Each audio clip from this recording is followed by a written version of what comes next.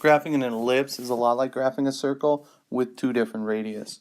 All right, so first we identify the center again, and there it is. There's the x-coordinate at -2, and here's the y-coordinate at 0. So our center is going to be at -2, 0. So we go ahead and plot it, -2, 0. There's our center. Now, like I said, this thing has two radiuses. And the first radius is going to be in the x direction, and the radius isn't going to be 16, the denominator. It's going to be the square root of that 16, so 4. That means in the x direction, go 4 units. 1, 2, 3, 4. And go back 4. 1, 2, 3, 4.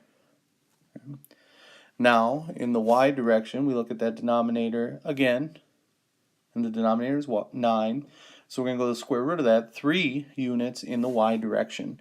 So from the center, we go up 3 and down 3. Now we've kind of found all 4 corners again and draw an ellipse. Okay. You're probably not going to get it perfect your first time, but there you go.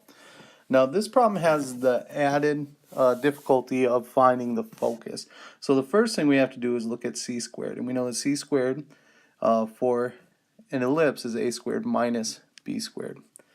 Knowing that this 16, that's the a squared, and this 9, that's the b squared. So c squared is 16 minus 9, which is 7. So c is the square root of 7.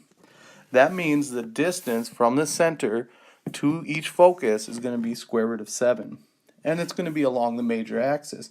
So in order to find out where the two foci are, what we're going to do is start at the center, -2, 0.